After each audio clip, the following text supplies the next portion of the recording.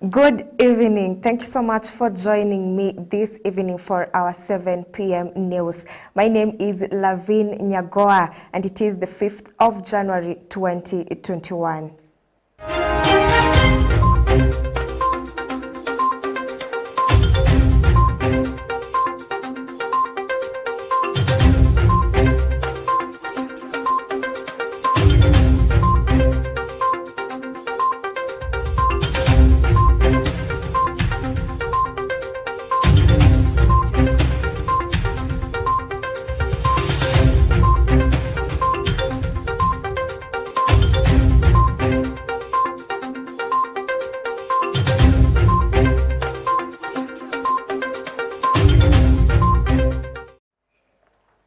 Now, sorry for my previous date. Now, it is the 5th of January 2022. And taking to our top story of the day, the government has withdrawn a notice gazetting Chitambe Hills in Webuye East, Bungoma County that was set aside as forest reserve. The gazettement of the Chitambe Hills land would have seen the eviction of more than 10,000 people. The Environment and Forestry Cabinet Secretary Kiriako Tobiko said the president requested the revocation of the Gazette notice to allow fresh identification and survey to verify the people who are compensated by the government. Our reporter Grace Wanjiku with more details. The government has withdrawn a notice gazetting Chitambe Hills in Webuye East, Bungoma as a forest reserve. The 406 acres of land in parts of Maraka and Mihur wards had been gazetted as a forest reserve by the government on July 25th in 2021. The gazettement of Chitambe Hills land would have led to the eviction of 10,000 people. According to Environment and Forestry Cabinet Secretary Kiraiko Tobiko, President Uhuru Kenyatta had asked him to revoke the Gazette notice. This act would allow fresh identification and survey of the land to verify those who were compensated by the government. Gazettement ya Chitambe Hill Forest to be withdrawn with immediate effect.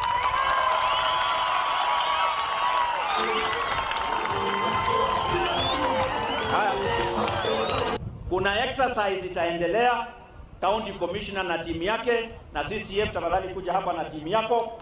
Hiyo exercise ya kutafuta kujua ni kina nani, ni shamba gani ililipwa, manake hiyo ni mali ya serikali, itaendelea. Tumesikizana?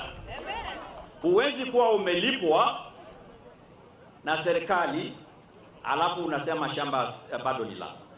Several leaders in Bungoma had asked the government to revoke the gazettement of Chitambe Hills land. Leaders were also asked not to use the emotive land issue to gain political popularity and let the issue be settled once the government allows the inhabitants to remain settled. Kanduyi MP Wafula further urged the government to settle the Chitambe Hills land issue completely. Usifanye siasa na jambo muhimu kama hili. Usilete hapa mambo yako ya bonga point. Atutafutia hapa bonga point. This is serious business. Kama rais mwenyewe amesema kitu fulani ifanyike, why do you want to follow ati iko petition kwa Senate? Hiyo petition mkimaliza Senate, baada ya kwenda retreat huko Mombasa muandike report, itaenda wapi? Itaenda kwa rais. Wanjiku Ngahu, Dgtv. KFC, also known as Kentucky Fried Chicken, announced to its customers on Monday that they cannot continue to serve them with their favorite fried chips owing to lack of stock. The company, known for selling distinct fried chicken and French fries, locally known as chips, announced alternative meals it is now offering Kenyans, even as they pledge to restock as soon as possible. Vivian Wanjiru with detailed information on this developing story. Kentucky Fried Chicken, locally known as KFC, has been trending for the past one day, reason being they have run out of potato supply. The owner of the KFC brand Yum says they incurred shortage of potatoes due to delayed deliveries from overseas suppliers. The importation of potatoes by KFC has stirred mixed reactions among Kenyans, with most people raising questions on why a company that has been running since 2011 still imports potatoes from abroad. How are they working in Kenya, but they're not supporting the Kenyan agriculture sector? So personally, I feel like it's something they should look into it. If we are consuming products from KFC, they should also be supporting our local farmers. That's where the money comes from. When you're operating in a country where farmers are still there, yes, I'll boycott your products, because at the end of the day, promote us as the end farmers at the end. Potato is ranked a priority crop in the country, with several counties identified it as a key food security crop. KFC has, however, claimed that it cannot buy products that have not met quality approval procedures. It has, however, promised to consider locally produced potatoes in the near future. Importation is quite expensive, and also the country is losing foreign currency, and therefore I would encourage them to work with us and local industry so that we can supply, our farmers can supply to them what they want. Vivian Wanjiru reporting for Dgtv. Still on that, former Naivasha MP and head of NACADA John Mutudho has called for the resignation of Agriculture, Fisheries and Livestock Cabinet Secretary Peter Munya over the importation of Kentucky Fried Chicken potatoes at the expense of Kenyan farmers. Mutudho has claimed that it is important to support and build our country and not to exploit and destroy. Wake up with a big shame that we eat potatoes from South Africa, from Egypt, and so forth. That's an embarrassing situation. And Munya, just walk the talk. Just resign, go home. If you sit there to foresee people importing potatoes, and you come from a village, you don't know there are potatoes there. You don't know there are potatoes in Nyandarua. You don't know there are potatoes in Molo. You don't know there are potatoes, and you are telling Kenyans that they eat potatoes from South Africa and other places, and you are there allowing them. What's the point of having customs checks? What's the point of having regulatory mechanisms? Who is this allowing these potatoes to come? What is so interesting, what is so strange in growing potatoes of a particular dimension? Why should we get potatoes from Netherlands? Ultimately, it's a Kenyan who pays the price. And it's a shame if you are you have been hired in a public service situation and you cannot even use your imagination or think, just try to build your nose and see this is a mess. KFC should just wind up. If our potatoes are very bad, then also we Kenyans are very bad. Wacha tukule viazi yetu mbovu. You just go to South Africa, sell your potatoes. It is no good. It's an embarrassment. How do we face these farmers in this time when they don't even have school fees and the potatoes are rotting in the shambas? Because KFC must get theirs from there. We have seen some Kenyans who are getting water from overseas. They are getting their milk from overseas. They are getting their vegetables from overseas. Shame on you. Let's build Kenya. Kenya is our country. There is no shortcut. And if you feel Kenya is too filthy for you, just pack and go. Moving on to Malindi, one person was murdered in Bobosunkia village in Hindi Division, Lamu West, following an attack by unknown goons.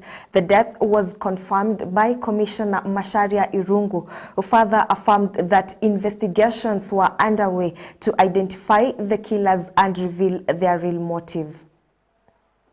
Tunafuraha kuripoti kwa Wakenya wenzetu na wale ambao wako area hii yetu ya Lamu kwamba kufikia wakati huu tunapoongea na nyinyi tumeweza kupata washukiwa 9 ambao wako baroni. Tuko nao kama polisi, wanaendelea kusaidia kwa uchunguzi.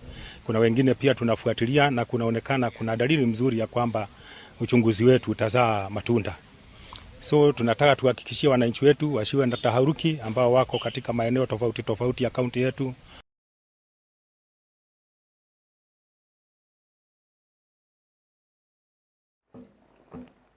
Now, in order to remain competitive and in line with investing and transformative systems, the Kenya National Police Deposit-Taking Circle has been awarded the ISO certification. The police circle, which is ranked position 3 among the TA1 circles, is keen to show up savings in the sectors which has stagnated for a while. ISO 9001-2015. This is the third certification cycle. The first one was in 2015. The second one was in 2018, and now 2022, expiring in 2024. Over the years, we have seen improvement in the systems and compliance to the quality management system, and also the surveillances have gone on well, and the certification audits. So we really congratulate you, and we urge you to keep the high standards, the international standards, and we'll be checking every year to ensure that the systems are well maintained. The circle is committed to giving quality services to our members, and this to members, it shows that the members are getting the services that they are looking for, because every customer is looking for quality services. And that is what I've said, that we have seen the confidence the members have with this organization by growing its deposits, by growing its total assets, by growing in terms of loan book. We are growing every year. This year,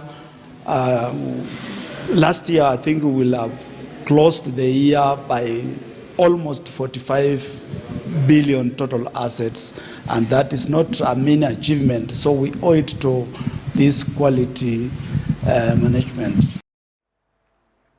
Churches in Malindi constituency have been mentioned as huge obstacles in the fight against COVID-19. It is alleged that believers have been convinced that the jab may cause tremendous health complications. The health ministry is now being urged to take action on the church leaders for misguiding the believers. According to the head of health, Emily Karisa, only 11,380 people have so far received the second jab.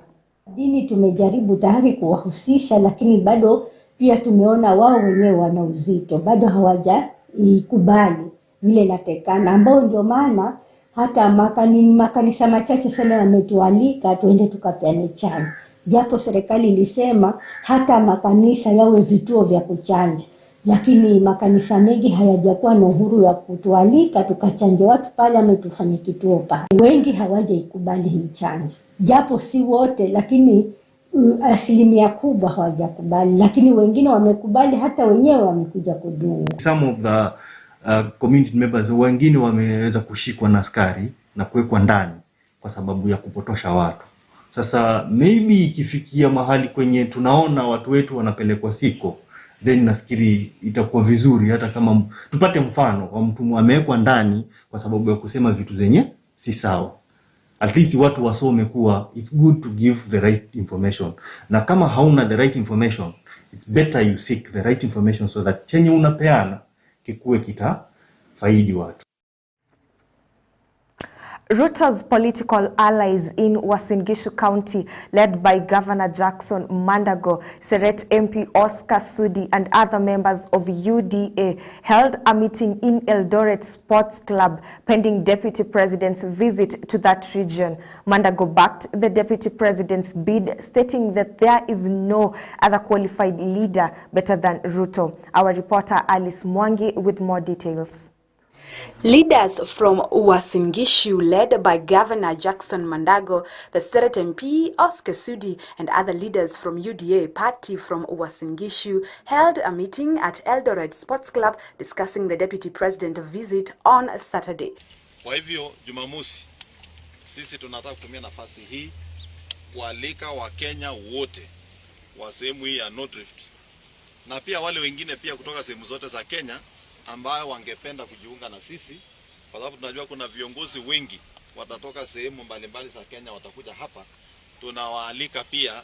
Hii mkutano hatutakuwa na restriction kusema lazima kuwa notice peke yake. Tuko na majirani hapa Western, mnajua kuanzia hapa kaunti ya Uasin Gishu tu hapa sisi tuko na mpaka hapa na Western, Malava, Webuye hapa, Trans Nzoia hapa, sisi zote tunawaalika wakuje kwa huu uwanja wa Sports Club tuweze kusikia kiongozi wetu wa chama chetu cha UDA. Jackson Mandago, being a supporter of Deputy President, he said that William Ruto is the best leader comes the 9th of August this year.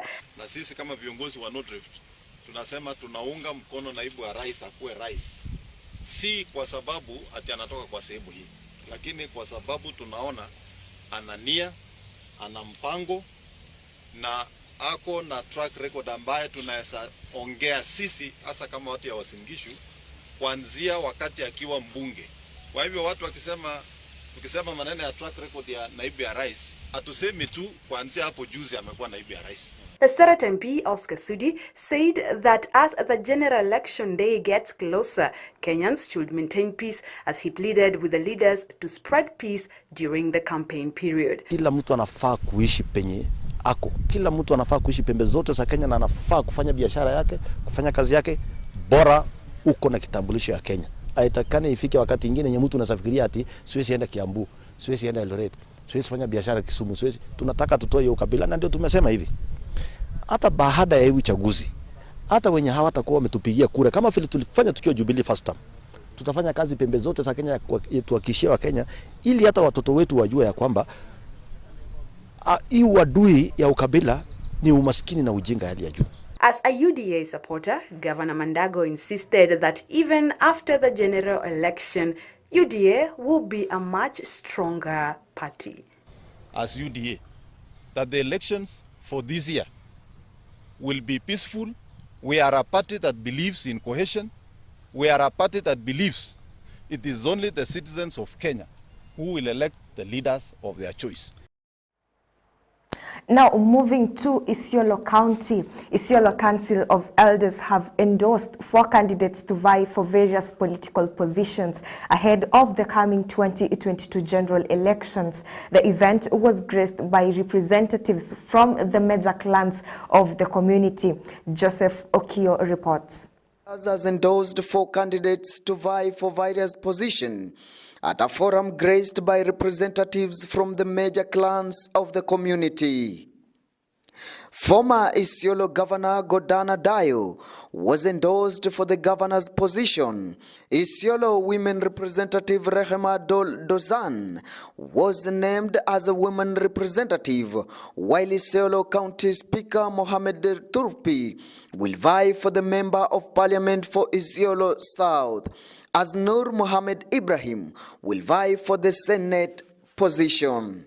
Tumekubali endorsement kama aspirants wa viti zote ambazo zimetajwa hapa leo. We have accepted and we are ready and solid to lead our people to Canaan, as they say. Tuko tayari. Nitashikamana na hawa wenzangu, nitawashikia mikono, tutatembea kila pembe ya Isiolo hii, tutafute kura. Na mimi najua watu wa Isiolo wako na confidence na hii serikali ambaye itaongozwa na Governor Doyo, kwa sababu saa hii vile inaongojewa ni Mwenyezi Mungu tu anajua. Ni kwa sababu wakati alikuwa governor mara ya kwanza aliweza kuweka usawa katika kaunti ya Isiolo, na kila mtu alikuwa na chake katika hiyo serikali. Wasamburu walikuwa na chief officers, walikuwa na CEC, Wameru walikuwa na chief officers na CEC, kila jamii Turkana, na bado hiyo ndio mwito ambayo itaendelea. Reporting for Dgtv News at 7, I am Joseph Okio. Now, as schools continue to open for a new term, various leaders, including Sabina Chege, have come out to plead with school heads to keep students in school, even without school fees, claiming that most parents have not had enough time to prepare for the new term, especially during these harsh economic times. Ningeomba sana Wizara ya Elimu watoe pesa ile tunaweka kwa budget kwa haraka sana. Kwa sababu tunajua wazazi wengi hata wale watatuma watoto wao waende kwenye shule labda hawatakuwa na ile school fees tunasema imejaa. Kwa hivyo ningeomba sana hata wale walimu wakuu ambao wanasimamia hizi shule, haswa shule za upili, au wanafunzi wakikuja kwenye shule, hakuna haja ya kufukuza mtoto kwa sababu wengine hata ile fare ya kwenda kwa shule haipatikani. Ningeomba sana wagoje wazazi wakipata kitu wanaleta, wananegotiate na wazazi. Hata wakati ambao watapata nafasi kama ni wakienda ile midterm, wanawaambia wakirudi wakuje na kitu. Kwa sababu kuna shida nyingi, hii mwaka itakuwa na term 4, tutakuwa na 2 KCSEs, KCPEs. Kwa hivyo wazazi wakana ugumu. Na mimi ningeomba sana pia wale wanasimamia mashule, kama shule mwaka ni mmoja, ile school fees ilikuwa ya mwaka mmoja, gawanya mara 4 kwa sababu term ni 4, ili wazazi wasifinyike sana. Lakini serikali pia itoe ile disbursement yao kwa haraka, ili walimu wasikuwe na ugumu wa kuweka watoto kwenye shule. Wale ambao wako katika transport industry, na waomba sana sako za matatu wachunge watoto wetu. Tuliona kulikuwa na accident ya watoto wakitoka shule, na watoto pia wengine walikuwa wamekunywa pombe. Ningeomba sana hizo matatu wale wanapatia watoto wengine bangi, pombe kwenye matatu, ama pia wakisbehave, turudi pale ilikuwa mtoto alikuwa wa community. Kama mtoto wako na tabia mbaya, wewe mkanye, kwa sababu ukiwa driver ama ukiwa conductor pale, huyu anaweza kuwa ni mtoto wako kesho. Tuwe waangalifu sana, tuchunge watoto wetu, hii ndio future yetu. Wale wanauza bar na zile wines and spirits, ni vibaya sana mtu kuuzia mtoto pombe. Ningeomba sana hiyo biashara unaweza fanya leo, kesho wako ndio watakunywa. A requiem mass for the family that perished in a road accident on the Mombasa-Nairobi highway was held in Nyali, Mombasa County. The accident occurred on the 25th of December, which left the 4 family members dead, an occurrence that has seen close family members and friends agonized. Kwako kuna msamaha na wingi wa baraka na neema zote na fadhili. Kwako Bwana wa ukombozi wazidi. Kitikio: ninafikiria wewe. Ninamngoja Bwana, roho yangu inamngoja.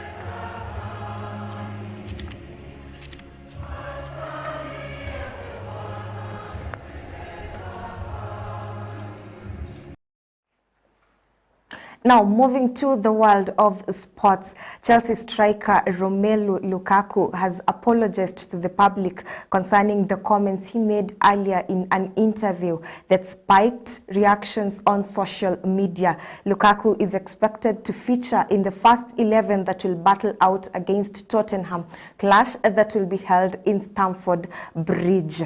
Now, thank you so much for tuning in to Dgtv News Recap this evening. My name is Lavin Nyagoa. God bless you and have a wonderful evening.